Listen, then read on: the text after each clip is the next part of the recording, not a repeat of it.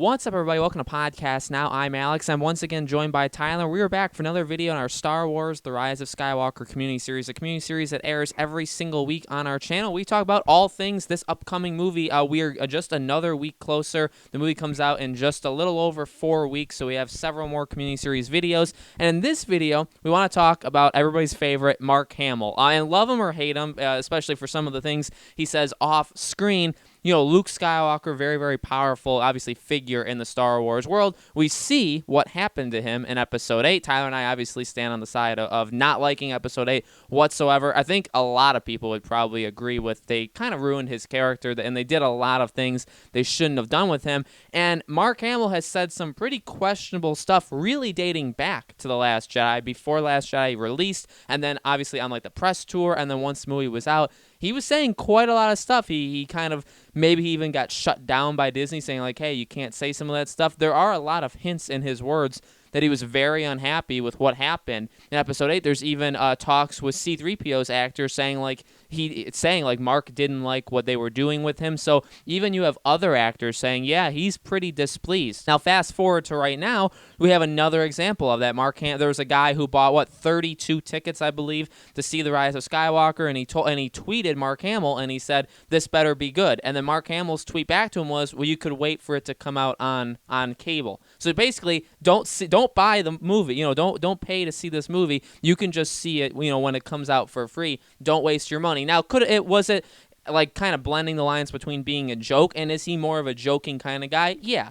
But at the same time, it's, again, not the first time he's done stuff like that. He's pretty openly, not necessarily critical, but he's kind of just open in terms of talking if he likes or if he doesn't like something that's going on, and especially depending on what they do with him in this movie. Again, he could just very well be displeased with what's happened to Luke in general. Episode 8, and really he got screwed in Episode 8 with how it ended and where he's kind of stuck to in Episode 9, and we'll have to see how they actually use him in this episode. But it does kind of seem like not only did he not like The Last Jedi, but it's really seeming like he has no care in the world. Maybe he doesn't necessarily despise this upcoming movie, but it certainly seems like he could care less that this movie's coming out. He wants, you know, just this to all be over.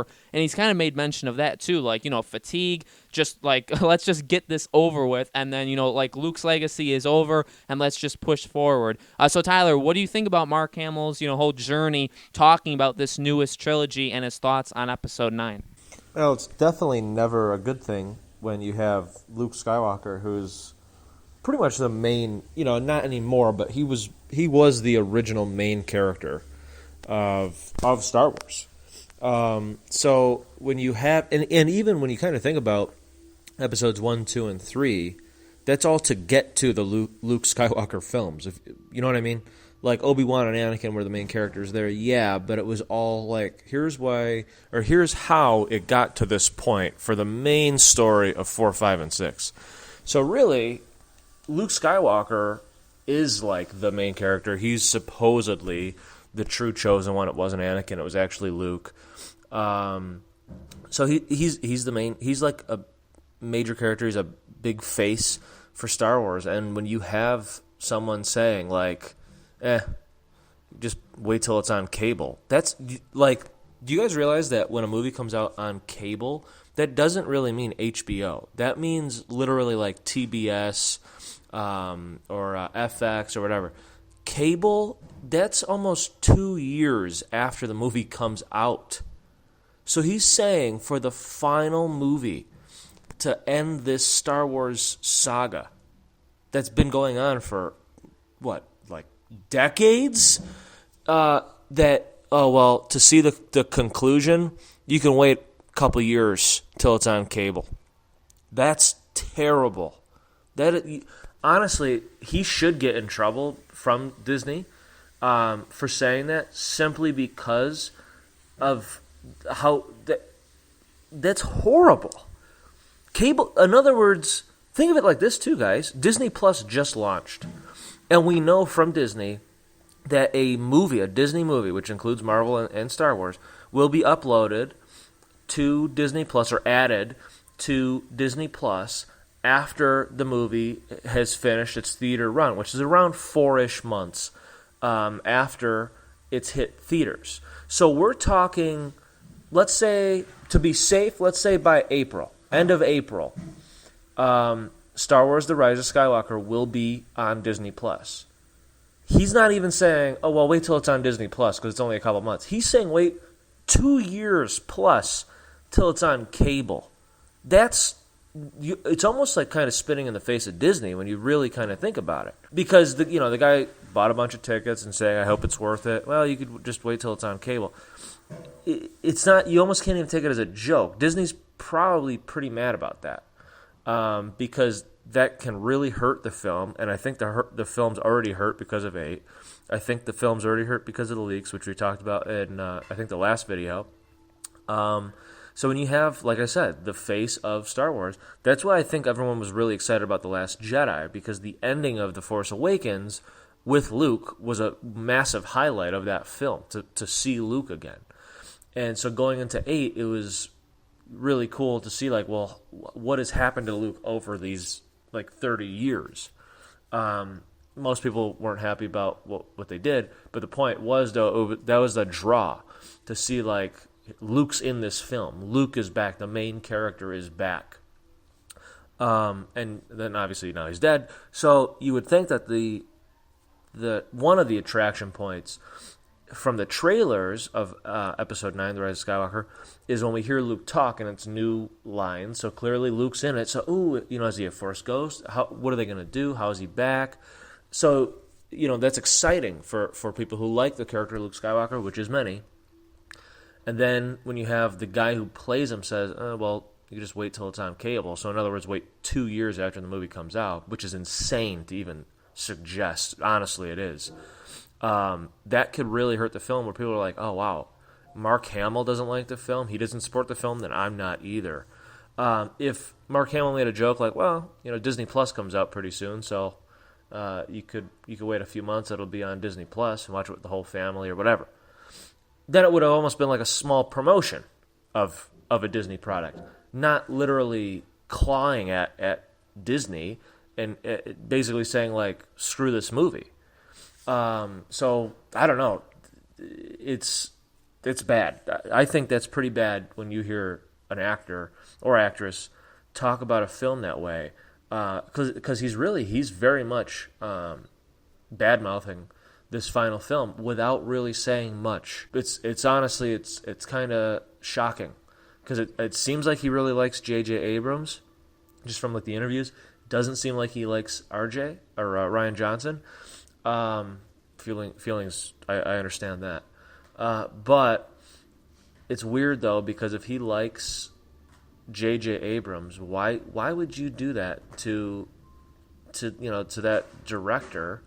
It's also his film, and it's obviously hard when it's a 9 saga film. Star Wars is well known across the world. He's the face of that. That's like kind of an honor to do that. And when you're on that pedestal almost, and you say stuff like that, that hurts everybody involved. The costume, the makeup crew, the costume crew, the other actors and actresses, they're not bad actors and actresses.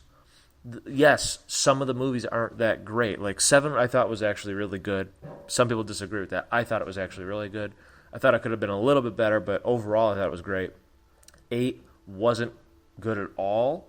But it's not because of how they acted. It's just the entire plot. It was Ryan Johnson screwed that whole film. But the performances were there. So to say, well, wait till it's on cable, that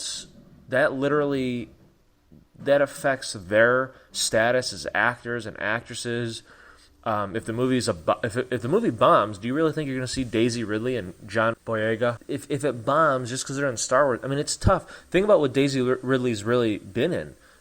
Since she's kind of almost debuted on Star Wars, she was on the Murder on the Orient Express. Not exactly a large film. She was in a film with Tom Holland that got canceled. So, it's not like she's not great. I think she's actually really good, and I can think of a number. If I ever were to make a movie, I'd actually want her to be one of the characters, and I'm serious about that. I think she's good, but having Mark Hamill, Luke Skywalker, say wait till it's on cable could actually really hurt this film, and that affects these people's lives. And again, it's kind of disrespectful to the costume crew, makeup crew, everybody involved, lighting, the sound, the composer, everything. It's like, why would you even? It was not. I'm actually, I like Mark Hamill, but that made me think of him differently, because to disregard and not even think about the people who are, and he knows because he's been in a number of different TV shows and movies. So trust me, he knows all the stuff that's involved, all the work that goes into it, and to kind of act like none of that even matters to him is, I don't even understand what he's thinking. It's almost like he's that upset about Star Wars being pretty much ruined in his eyes, and it's almost like blinding him and making him forget about there are other people involved. It's not just about your feelings. So obviously, my take is a little bit different than what some people might think. But overall, it's not good for anybody. It's not good for the film. It's not good for Disney. It's not a good look. It's not right. It's not really. That's like disrespectful, like I was saying, to the actors and everybody involved, the entire crew. Really and honestly, it's not even right for the Star Wars fans to do that, because then it's almost like you're almost like turning your back on them, and instead of like saying, you know what, I think you're really gonna like it. I think you're really gonna enjoy how JJ brought everything together and put a solid ending on this. No, wait till it's on cable. It's honestly, it's shocking that that's his response. Yeah, I mean, I totally see Tyler's angle from this, and I don't disagree. I think whenever you have somebody kind of talking like that, there is some worrisome things there. I get it. Like, I understand where he's coming from, and here's the deal, though. I only get where he's coming from if he really does believe, like, it was terrible, Episode 8 was awful, he sees Luke's image is just completely ruined, stuff like that. I mean, there's a reason. I mean, you'd probably would want to vent and say, you know what, I really, like, this character who started Star Wars, like, yeah, maybe Darth Vader was the face of 4, 5, 6, but Luke was the protagonist. He was the main character. So, you have that as your legacy, and then to have it crushed, maybe you want to talk it out with somebody, but you don't necessarily have to talk it out with everybody, in the entire world. And I agree with Tyler, that does give it a bad look. What really sucks about this entire thing, especially with Episode 8, is what I would have liked to see from, like, the press and stuff. And I agree with Tyler. Instead of him saying, like, you know what, like, wait till it's just on cable, or, the whole, it's the Star Wars fatigue, stuff like that. Instead of kind of making excuses or saying stuff like that, I would have more liked to see, if they were able to, which they're not, in, like, Episode 8, a lot of us are not happy with what happened with Episode 8. Episode 9 is a lot better. We put our heart and soul in this movie. We gave it our all. JJ's back. We closed this movie. We closed this trilogy. We closed the saga how we wanted to. Everybody gave it their best, and we're happy with this product. I guess you could really say that without even saying the Episode 8 stuff, right? You could say, hey, no matter your thoughts on Episode 8, whether you loved it, whether you didn't love it, we gave it our all for this one. Let's focus on Episode 9. And the way it works, and like I talked about in the last video, in my part of it, I said once that movie comes out, once Rise of Skywalker comes out, there's going to be a lot of comparisons. There's going to be comparisons of this trilogy to both of the other trilogies. There's going to be comparisons in the saga in general. There's going to be money comparisons. There's going to be quality. So, like, everything's going to get compared, and that's just because, firstly, it's Star Wars, secondly, it's a trilogy, and thirdly, it's a saga. So you have a lot of things to compare it to, and that's just how it works. It just sucks that you can't really say, like, hey, no matter what's happened, it happened. Like, Episode 1, 2, and 3 happened, but we don't really say, like, well, you know what, we're still disgusted that those movies happened. No, it's kind of like, well, they happened. People actually have, like, a somewhat of, like, a resurgence of liking those movies now. If you've seen, people kind of warmed up to those 3 movies. I certainly haven't, but a lot of people, or some people have. But it's really like, okay, well, those 3 movies happened, but, like, we're here now. This is Episode 7. We're bringing it back. We're going to try and make it feel like the new Star Wars, or we're trying to make it feel like, the 77, 80, and 83 Star Wars. we're just going to pretend like we're moving on. We're moving on from 1, 2, and 3. It's over. And that's really what this new trilogy did. I think it did it quite well. Nobody's attacking 1, 2, and 3 anymore. We've moved on from it. And it just sucks that so I get what Tyler's saying, and I get that angle on Mark Hamill. It's like, I get you're upset. I'm upset too. We're all upset about episode 8.